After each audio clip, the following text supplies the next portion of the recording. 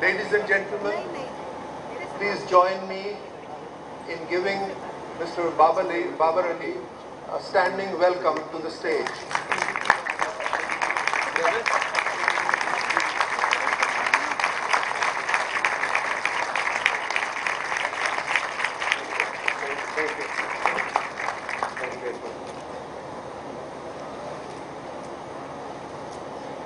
I have known Syed Babar Ali because of his two institutions that he created, Lums and the Packages.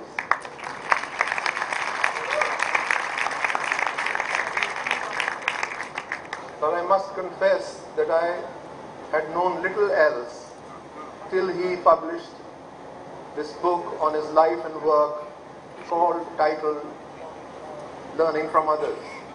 We are today going to talk about Syed Babar Ali's life in the light of what he has written and some of the things that he probably didn't write.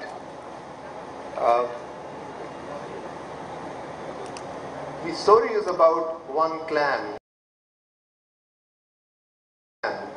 It has small beginnings, but by the end, the partition of India came around, it had quite a spread. Mr. Babar Ali, can you tell us something about the Wazir Ali clan and the business which started small and then spread around India? Thank you very much.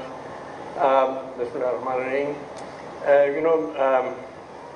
There was very little written material, but what little I learned was by word of mouth from my elders. My grandfather, Syed Wazir Ali, who was born in Lahore and grew up in Lahore, started a business, a small business in Firozpur, and it was connected to the British Army that was based in Firozpur. Was a fairly large cantonment set up by the British after they had conquered Punjab. So his business was related to providing clothing and other needs other than arms and ammunition, from haircut to tailoring to washing of the uniform. So that was the kind of business he started.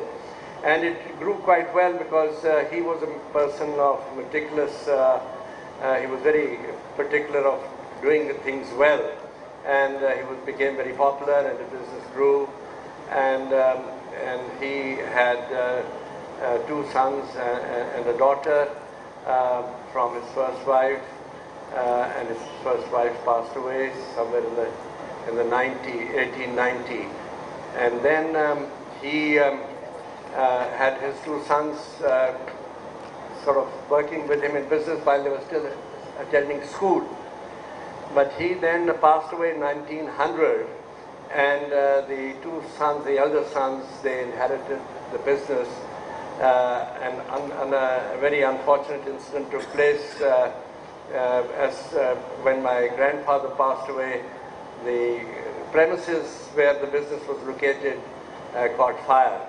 So that was burnt to ashes. So these two elder sons inherited that business, and they tried to salvage it. And my grandfather left a very large group of friends who were there to help my uncle and my father to resurrect the business and to put them on their feet. And so this is how they restarted the business. And the first big break came in. Well, my father then, my uncle, Syed Ahsan Ali, who was the elder brother, was already married. And my father got married in 1904.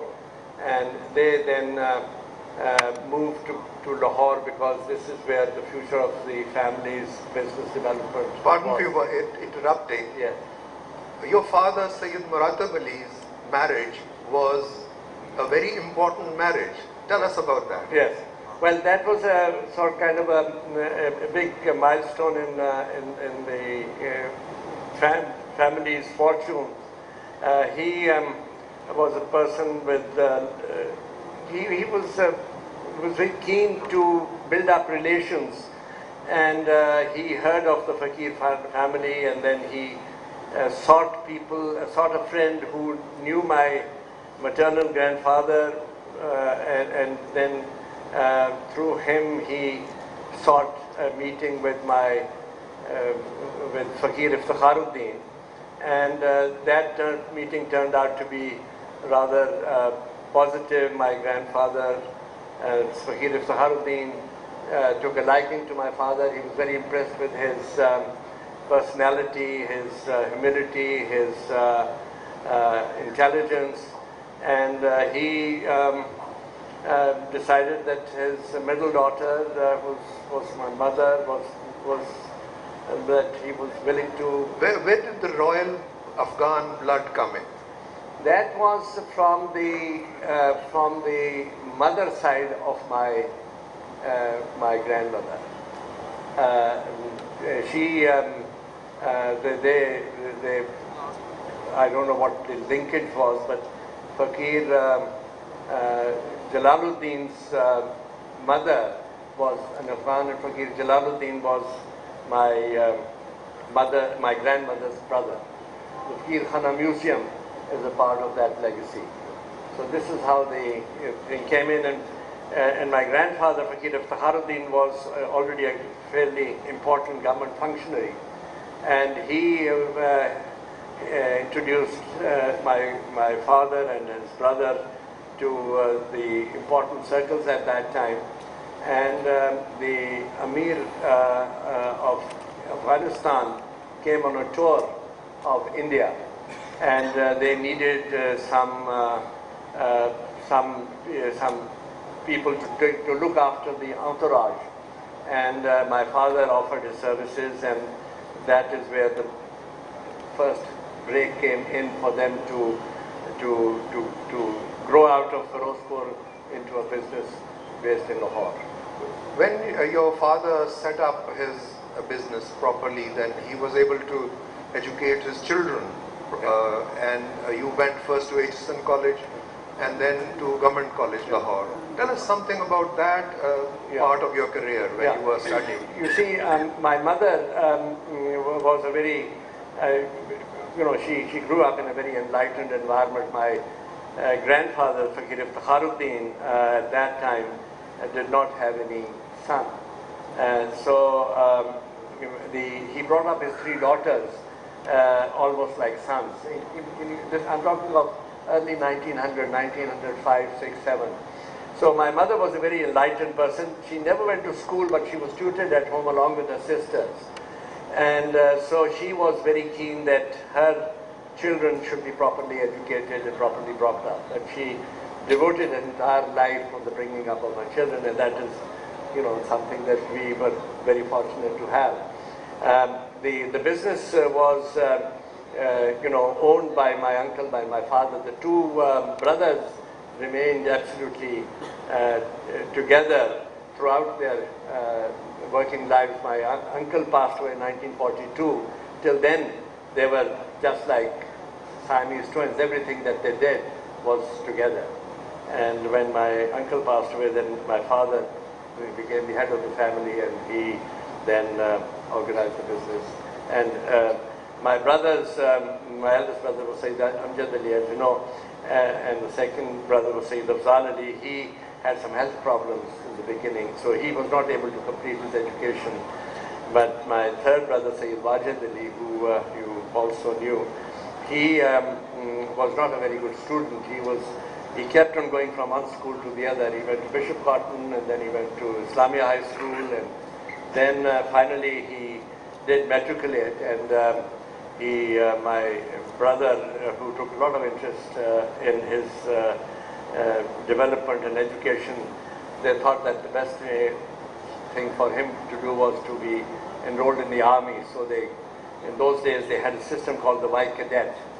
So he then joined the Indian Army and the cavalry, and so that sort of brought a lot of discipline into him, and he then became a very productive member of the family. But he had to go to the army to learn that discipline. My brother, Syed Amjad Ali, he all my brothers went to Central Model School because that was right next door to where we lived. And then he went to Government College, and he was the first person from our family to have graduated with a BA degree. So that was a big landmark. And then after that, he went to Lincoln's Inn in the UK to study law. But I went to Sacred Heart School, where my elder sister went. And then from Sacred Heart, you were only allowed there for 2 or 3 years at the elementary school, and then the opportunity came for me to go to Edison College. I was the first person from the family to go to Edison College, and that really was, I was very fortunate to have had that opportunity because Edison College. But when you were in Edison College, you were very good at maths, Yeah. and you were good in sports, and you got on to polo. Not at Edison, but we used to ride at Edison. Polo was much later. But you on. were riding in Yes, Edison College. riding was compulsory. Every student had to ride. There were horses which were provided by the school, and riding and swimming were absolutely compulsory. Well, our games as such at Edison was a must. And I must say that this was a very important element in the development of young boys, because they learned as much outside the classroom as they did inside the classroom. Development of character, bonding among the students, and what little I've achieved in life, I think if I were to give credit to any education institution, it would be Edison College.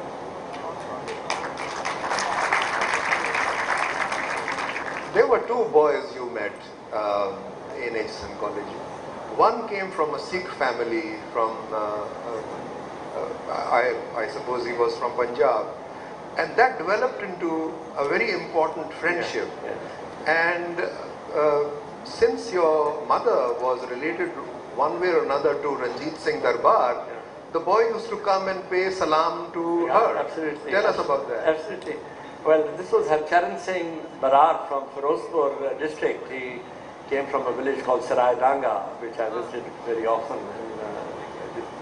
And Harcharan and I were classmates from class 3. I joined in class 1 and he came later. And he was a couple of years older than I was. He came in. And Harcharan and I, he was a very good student, and he was we came in 2 sections. I was in 3A and he was in 3B. Then when we were promoted, we both were in 4A. And so he was at the top of the class in 3B and I was at the top of class. But despite the fact that we were fairly good students and there was no rivalry, immediately we became very good friends. And this was 1936. And from 1936 till he passed away about 7 years ago, we were the closest of friends. This was a friendship that lasted over 70 years. And I'm very happy to say that his only daughter is in this room. And Harcharan he was very nationalistic. Edison College, if you recall, in those days was known as Edison Chiefs College. And it was a college which was set up by the British to rear the future leaders of this region on whom the British could depend. And they were, we were monitored and watched as to what we read, what we said. They wanted loyal youngsters. And Harcharan was a nationalist right from the very beginning.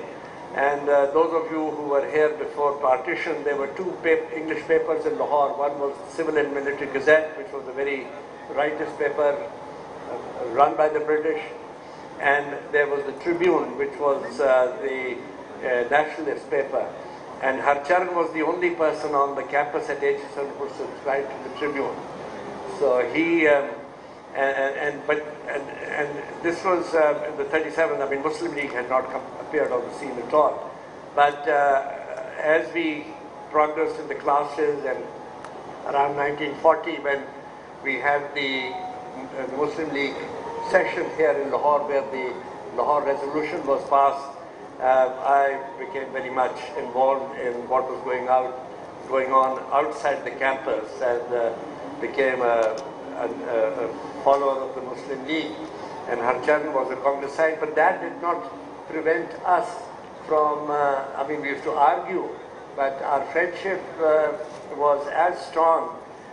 He went to the Gurdwara, I went to the mosque, and we came out, we were together. So religion in those days was something which was very personal and had nothing to do with interpersonal relationship, and I wish that were today also. This was something that I was brought up in, and I have not been able to shed it happily. We'll talk with Syed Babar later on about India-Pakistan relations and the spirit in which he would like them to be conducted. But I will remind you of another school fellow who was a Hindu. That fellow was Romila Thapar's brother. Yes. And he was a firebrand, yes. And he would run into trouble with the CID. Tell us something about it. Yes, Ramesh Thapar, incidentally, I was in Delhi last week, and I, through my friends, the Pecks, I got to, I was fortunate enough to go and meet her, Ramla Thapar, who retired as a senior academic at Jawaharlal Nehru University. Ramesh Thapar came from a very outstanding Thapar family of the Punjab. Part of his family were senior medical officers, and some of his senior men were in the Indian Army. And Ramesh came to HSN after he took his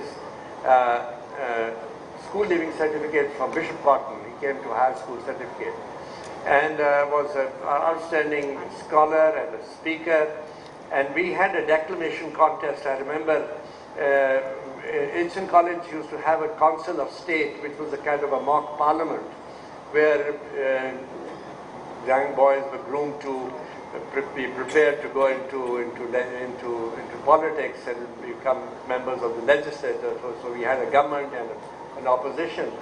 But somehow during the war, they put it aside, and we had a trophy called the Charagdeen Debating Cup, and so to award that cup, so you had to pick up somebody who could speak well.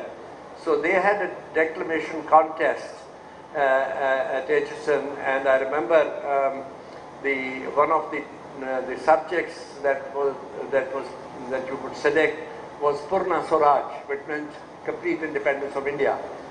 And I also offered to contest in that. But Ramesh was an outstanding speaker, and he really went to town in his speech. And Mr. Barry, who was very conservative and a very upright and a very Tory kind of principle, he happened to be ill that day. It wasn't an excuse, but he was not well. So somebody else had to preside over the meeting, but there was some Englishman among the audience. And in his speech, I remember Ramesh referred to Churchill, who was then the Prime Minister and was saving England, as that bulldog Churchill. So this Englishman who was there, he got very upset, and he went directly to the government house to inform the governor that HSN College was simmering with anti-British sentiments. and so Ramesh was then put on the mat, and he had to make a very conciliatory speech at the annual function where he was the thing. But he was an outstanding person. Now, and Ramesh unfortunately passed away a couple of years ago. Back of the book, you quote Sheikh Sadi saying, "If you think I am something, it is all because of the virtue of the people that I have known." Yeah. The book very clearly shows you hero worshipping your brothers. You were the youngest. Yes. Yes. And I think the most pivotal person was Lala Amjad. Yes. Yes. Tell us about that, well, and especially with reference to a problem that arose with regard to your marriage, because your prospective wife was suspicious of you because you had become a bit of a playboy in Karachi. Yes, that's when Pasha could witness that.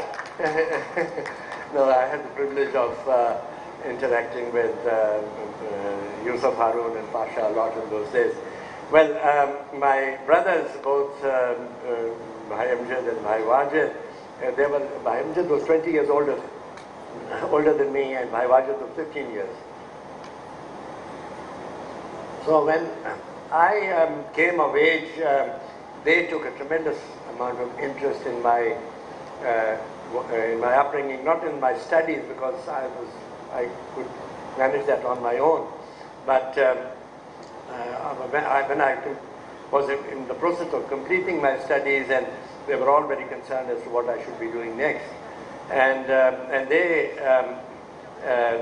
were mentoring me. And one way of educating me and exposing me was that whenever I was with them, they took me along to meet anybody that they had a meeting with, and I would say it from at any level, and that was itself a tremendous opportunity to meet people. And I mentioned it also in my book, that whenever I was visiting them, and they or if anybody was basically coming to the house, to meet them, I was always invited to sit. Children are supposed to be seen and not heard. So I sat in a corner, but I witnessed a lot of important discussions that were going on. And if you can recall, or some of the historians would know, that my eldest brother, Syed Amjad, he was very close to Sir Sikandar Hayat, who was then known as the Prime Minister of Punjab.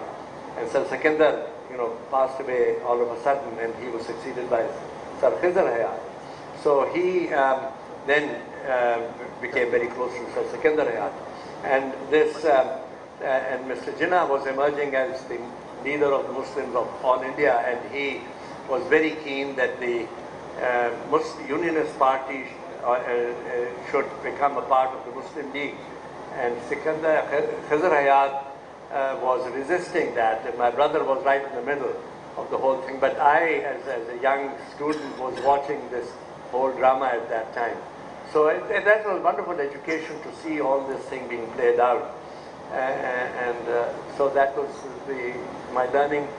And I can tell you, his son is sitting here.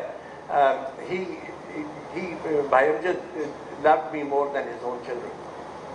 And I can never... And how did he resolve that little problem which arose between you and your wife-to-be? Yeah, well, that was...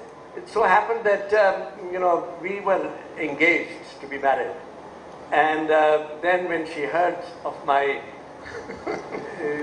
activities in Karachi, she said, no, she didn't want that. And then she's, as a free girl, she said, my brother, she was first cousin, so my brother was the ambassador in Washington. And he invited her, he said, why don't you come and see America? So she went to America, and by this time, I realized that I had to settle down, and there was nobody better than this lady. So we then, through her very close friends, I approached her, and she said, well, she would consider it. She didn't say yes. Then another message went, and then finally, when she finally relented or finally agreed, I was asked to get onto the plane before she changed her mind.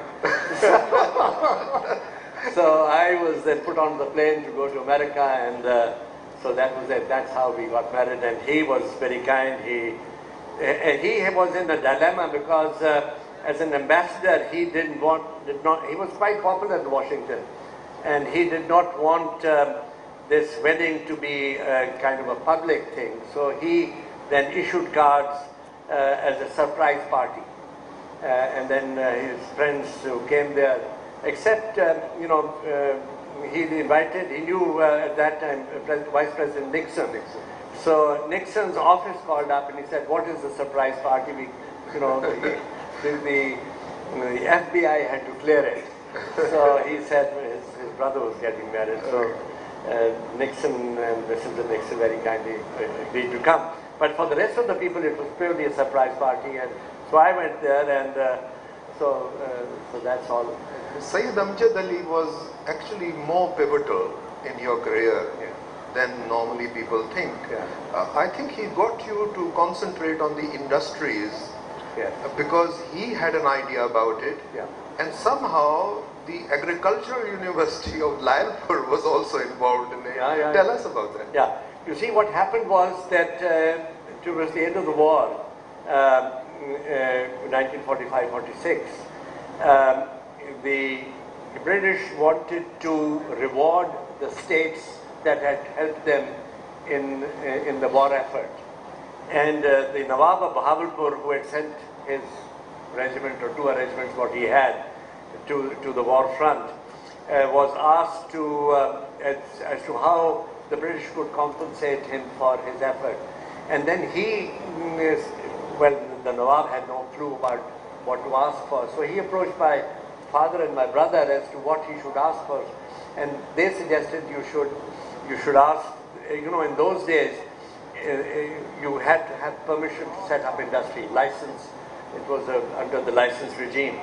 So the Nawab of Bahawalpur then said that he wanted to set up industry, and we had suggested that he should set up a textile, he should get a textile mill for Bahawalpur and an oil mill. And Sir William Roberts and my brother were both members of the Punjab Legislative Assembly, and they used to sit next to each other. And Sir William Roberts, as you know, was the founder of the Agricultural University, Lalpur, and after retired as a principal of Agriculture College at that time, went and set up a farm in Khanewal called the BCG, a British Cotton Growing Association farm, to grow cotton for the British mills in Manchester. So this was the relationship, and we then used Sir William's contacts in Manchester to get know-how, and the first textile mill to be set up in Rahimiyah and Bahawalpur. So that was how we, wetted our feet in going into industry. You also had something going in Hyderabad. Yes, there was an opportunity. You see, what had happened that in our business, my family's business, we had a very large military operation to look after Italian prisoners of war in Bhopal. And so when the family arrived in Bhopal, and the family had a fair amount of reputation, and so the Nawab's courtier said, there is a murga, isko phasao kisi tarah.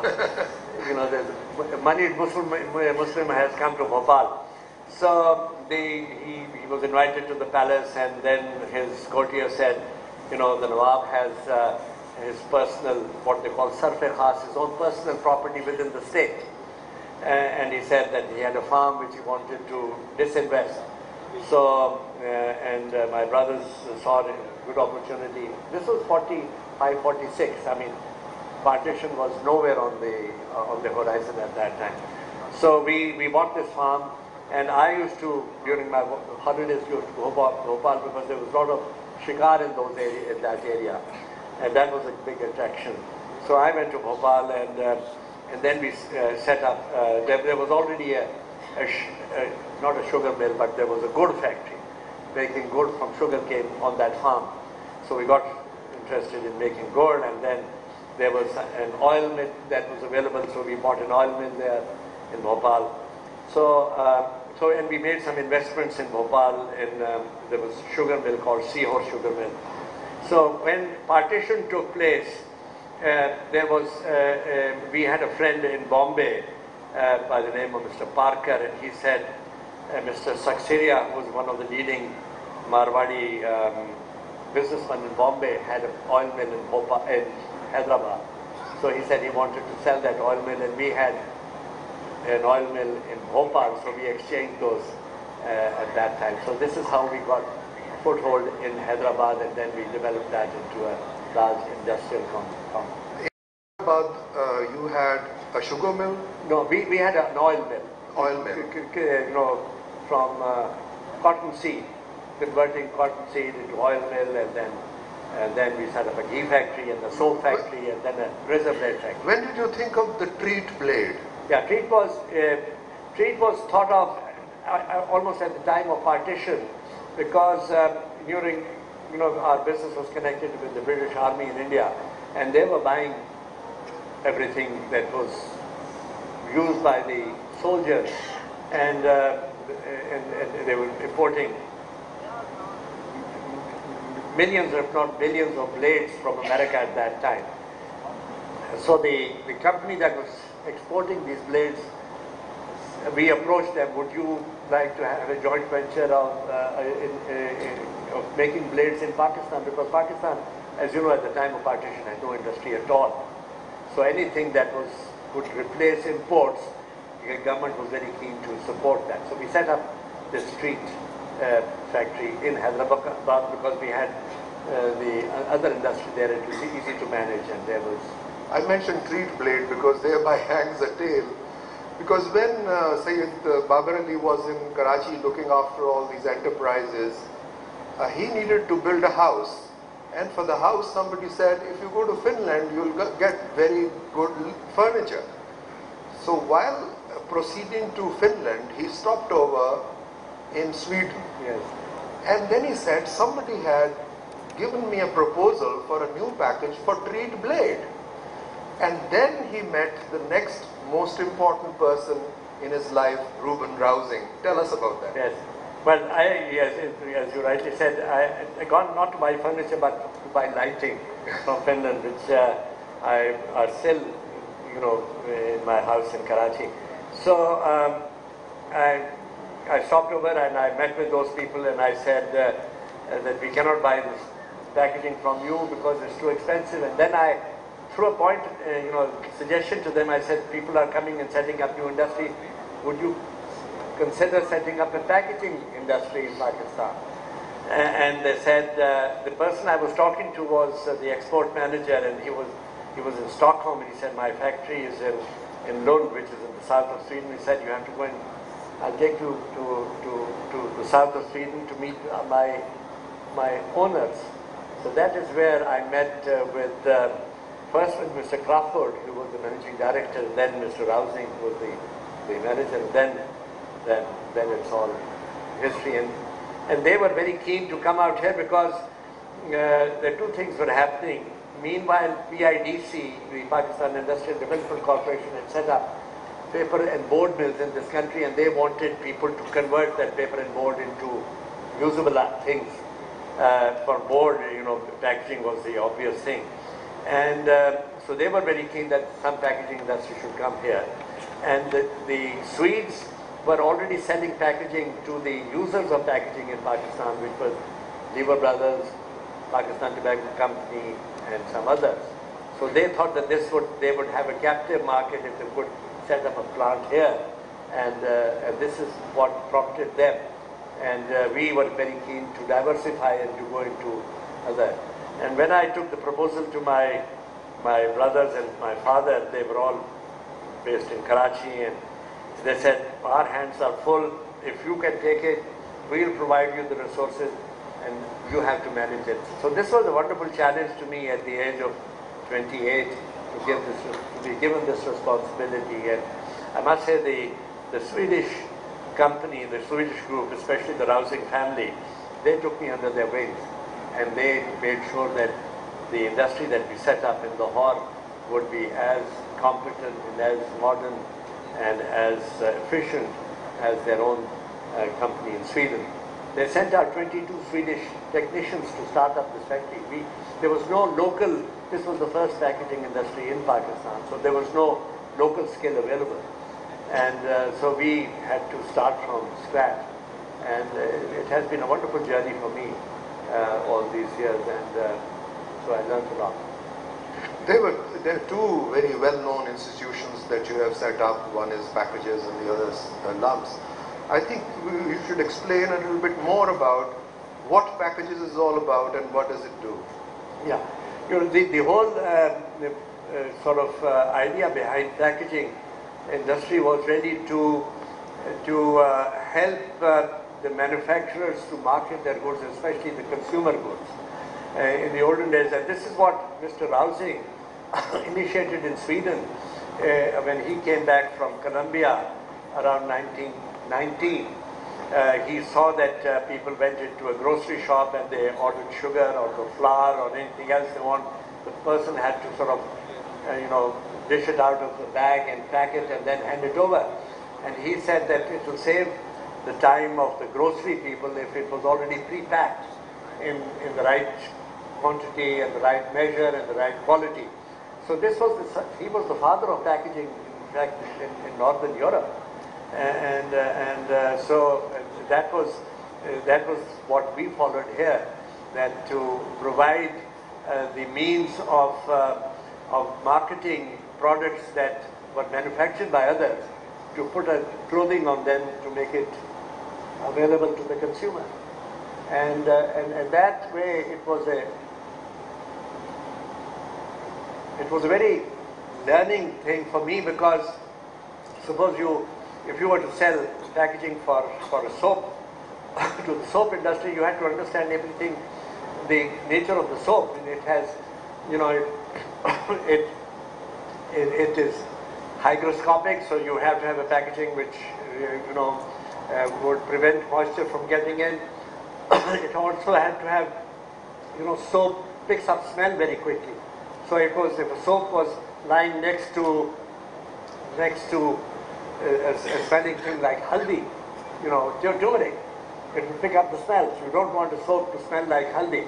So you have to have packaging which would provide the barrier of not only smell but also the moisture, and also it had to look good, because people want a good packaging and they can differentiate between a good soap and a bad soap. So you have to know about your customers' industry, and this was a very learning thing for me and for all the people that we worked with. Do we have a figure of how many products packages has provided packaging to? I would say that it will run into tens of thousands, but not all of them. But because we did the pioneer work, and so today packages which started off almost as 100% business in the country, today we have not more than 25% of packaging business. The other 75% is done by maybe 500 different packaging companies. And I'm very happy to see that, because many of these companies are started by people who left packages and started either their own business or worked with somebody else. So in a small way, we have been responsible for providing this opportunity for people to learn packaging, and also it creates new jobs, new opportunities, economy, and everything else. So, by the time we come to the period of history when Mr. Bhutto was in command, you were already very big. What happened during those days of nationalization?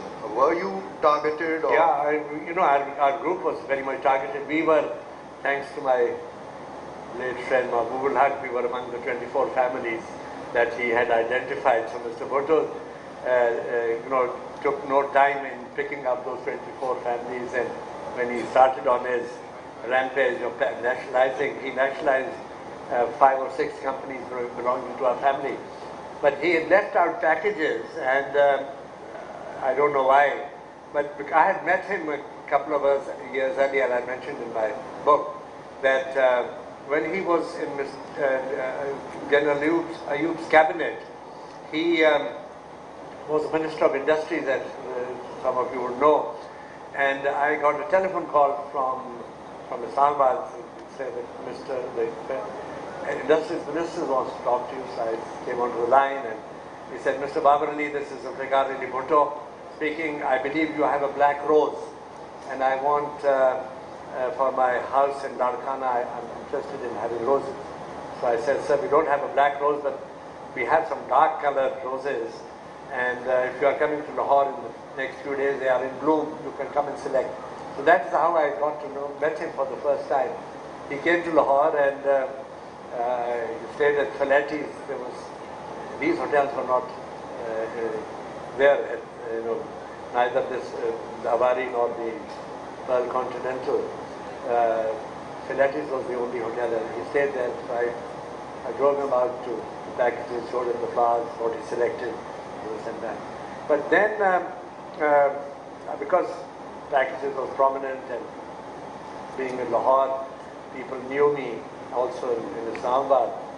So, meanwhile, the public sector, he wanted to reorganize the public sector. And he, that I thought was a very wise move, got people who were managing mostly multinationals. You know, he got Mr. Faridi from Burma Shell, he got Afzal Khan from, also I think he came from Burma Shell, he got somebody from ICI to take over as chairman of different corporations. And then they wanted to enlarge the fertilizer industry because Pakistan was short of food. And this was the time when the oil boom had started in the Middle East. And both Iran under the Shah and the Middle East, both Saudi Arabia and the Emirates, were flush with money, and they had indicated to Pakistan that if they needed money for any particular projects, money would be available. So they wanted to set up the fertilizer corporation, and they zeroed on me to head that corporation. And I must say, it was a very good break for me. It was, in packages, you were working on a small canvas, but when you went on the national scale with setting up new facilities in the fertilizer industry, that was a tremendous challenge. And I must say, I enjoyed it. I was there for 4 years, and despite the fact that people said that Mr. Bhutto was interfering, I didn't get a single telephone call from him during the 4 years I was there. So I was very lucky. And I had a free hand. They gave me $500 million to set up 3 facilities, which I was able to do on time, on budget, but it's not my effort. It was the team that helped me do that. How many years did you I was there for almost 4 years. 4 years. Yes. When I joined the public sector, I said I'd serve for 3 years, and I put in my papers for exiting in 3 years. It took me a year to get out, so it's not easy to get out. But it was a really very rewarding experience. Yeah, let's come to LUMS, because that is a place of learning which has made a name. And you are a great fundraiser, because I remember I was in your wake long years ago in Boston. You were fundraising for the institution, and I saw you at work. How did the idea of LUMS come to you? Was it in Sweden somewhere that you saw something like that, or? Well, I mean, the seed was sown, just before I joined the public sector in '74. I was fortunate enough to get a break to go to the Harvard Business School and attend their advanced management program, which really was an eye-opener, because here I was managing packages, which I thought was a good company and was a modern company. And I went there, and we were about 160 participants in this one, and we were together for 13 weeks, day and night, 24 hours. And I soon realized that, I was a very small person, and I had very little experience as compared to my peers at the US. But the 13 weeks opened my eyes that there was so much to be learned on management, and they taught by the case method, which said that you weren't lectured, you were asked to discuss a case, and there were more than one way of killing a cat. And the idea of and then analyzing thing and to try and arrive at an agreeable decision or an answer, that I thought was a very important learning process. So I had that at the back of my mind, and then the 3-4 years that I spent in the public sector, I realized that the one-time harvest of the managers that were in the private sector had been taken by the government to manage their industry, but for having it in the future, unless you have an institution like the Harvard Business School, you could not sustain having managers for the future. And so I went and, sort of mulled over it, and then I asked, Razak was one of the first people, Razak Dawood, to, because he was at that time teaching at Punjab University. He had been to Columbia, so I knew that he knew about business management. So I asked him, I said, what about joining hands and working on this project? And Dr. Parvez Hassan, who was my friend and a lawyer, we called him in, and the three of us put our heads together as to how we constituted. Then I went around and knocking on different doors, both in the public sector, because there were about 7 or 8 public sector corporations, and then because of being in Lahore and in Pakistan, one knew many of the people, and also our customers, packages had most of the multinationals as their customers. So I went and knocked on their door that this is what we're going to do. And I can tell you that of the 100 people that I approached, 75 responded positively.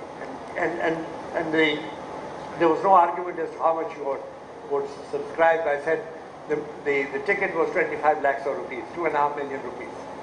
And 75 people gave 2.5 million rupees. That was the start. But the big breakthrough came in when the Russians invaded Afghanistan, and the Americans announced that they would give $3.2 billion to Pakistan. So I went and met the American ambassador, and I said, is education a part of your program? And he said, why not?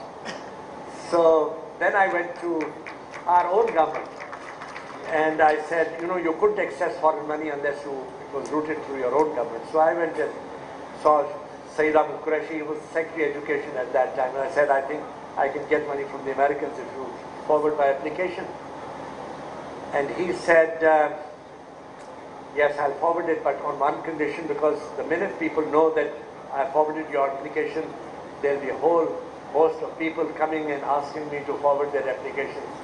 I'll put a condition that for every dollar that you need from the Americans, you will raise $1 yourself. And so I said, okay, that's fine. But I said, in my raising $1, the fees that I collect, would you take that as $1 collected by me? He said, yes.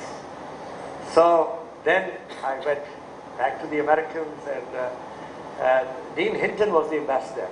So I called him up and I said, I'm ready to come and ask you for some money.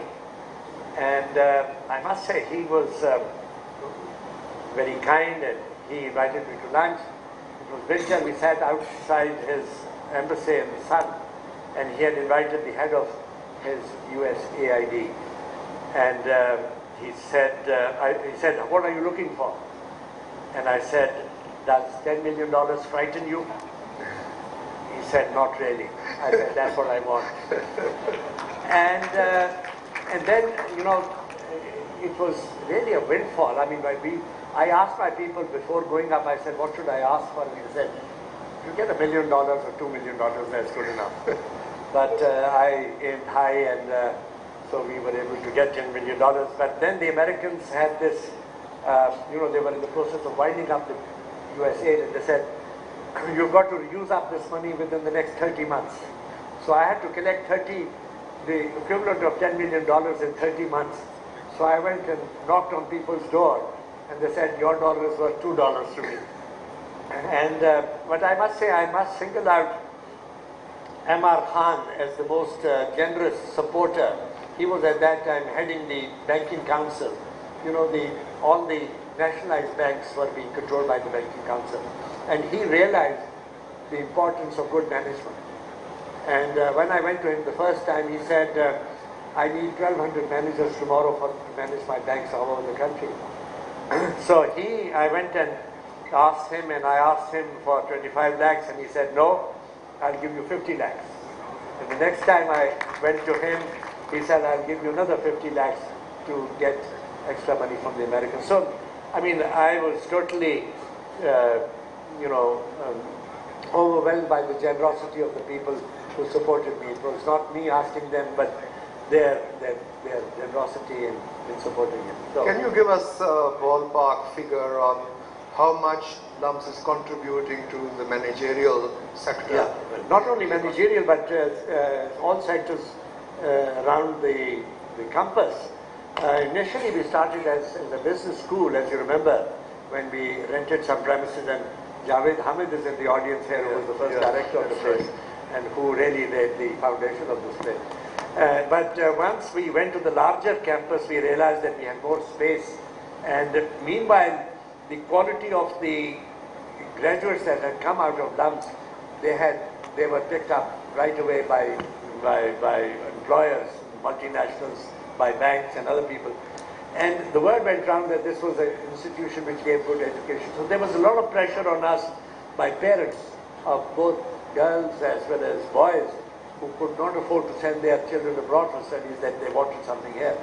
And I must say I was not very keen on the undergraduate program, but Manzoorul Haq and Razak pushed it, and with Wasim Azhar who was the dean at that time. And so we enlarged the scope by setting up an undergraduate program, and then we kept on adding new disciplines to it. We started with economics and mathematics and computer science to start with, but then history and anthropology and everything else. But then we added law school. Dr. Parvez Hassan was very supportive, and he took a lot of initiative in that. Then about 10 years ago, we thought that we should have a school for science and engineering, because with good management you could only do so much in contributing to the country's economy, but unless you really went and invented new things and you created new knowledge and new science, new products and added value to the raw materials that Pakistan produced. So then we embarked on the School of Science and Engineering. And to reply to your question, today we have close to about 10,000 graduates from LUMS in all the disciplines, of whom 1,000 are working in North America. And because I go to America almost every year, and I interact with them. And it's wonderful to see these people, and they've been there now for 10, 15 years, driving Mercedes-Benz, BMWs, and living in million-dollar homes. And all these people, most of them are from lower middle-class families. And it's wonderful to see them. And 1,000 are working in the Middle East and in the Far East. And 8,000 are working in America, within Pakistan, working for others. And I would say at least 1,000 have started new business for themselves. And they have now started employing LUMS graduates.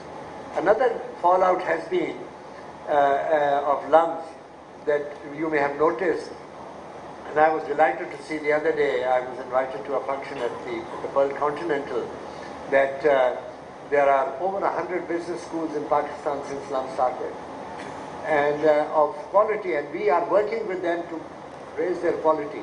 In Lahore, I would imagine there will be at least 50 business schools. And many of our graduates now are teaching in those business schools, and in other universities also, to provide quality education. So this is a fallout from one small plant that was planted 30 years ago, how it has benefited society and Pakistan and improved the quality of life. And the other thing is that almost 33% of our students and alumni are women. So, and many of them, I'd say most, I think I'd be saying less than 10% are staying at home. 90% of these girls who have gone and got married, raised families, are adding to the family's income through work. So that is again a very rewarding fallout from this initiative. Syed Babar, I have had a great time talking to you.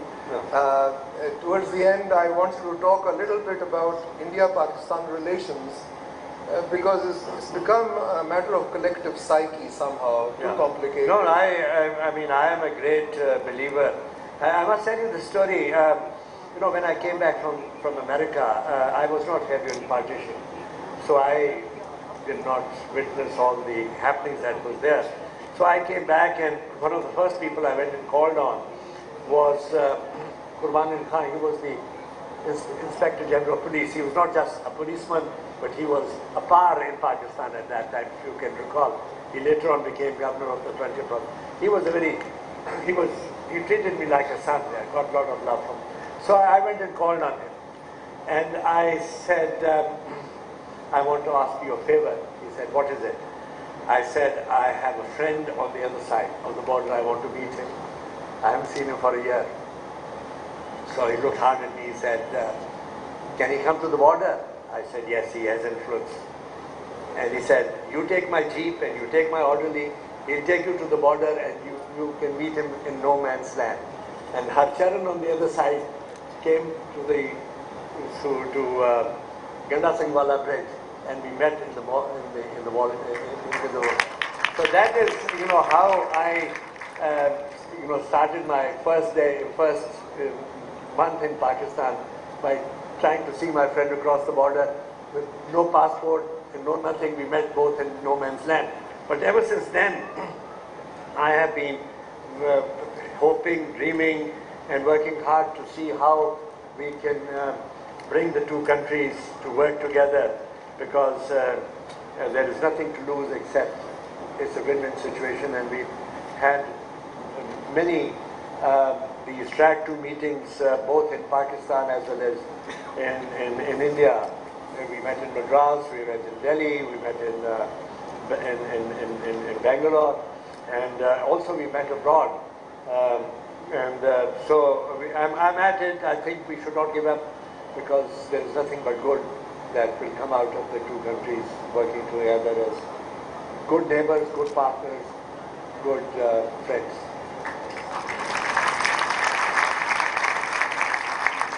At the end of this wonderful meeting with Syed Babar Ali, I'll read something from a message that he sent to caretaker Prime Minister Moin Qureshi.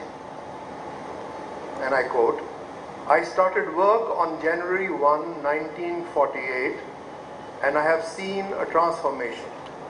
In many ways, Pakistan was better yesterday than today. At that time, you could get prompt responses from the government, which was keen to push you forward. I have only 2 options. One is to stay at home and do nothing. The other is to go out and bat to the best of my ability and leave the rest to Providence. This has always been my attitude, to bat till the last ball of the match is bowled. I regard it as a physical and personal therapy. You have to stay engaged and do things with passion. You have to get involved. You have to be meticulous about small things. You have to read more than once what you have written to correct your mistakes. It is a question of habit and discipline. Thank you very much. Thank you very much. Before I step off the rostrum, I'd like to thank and applaud the organizers. This is a fantastic contribution that you have done to Lahore. Thank you very much.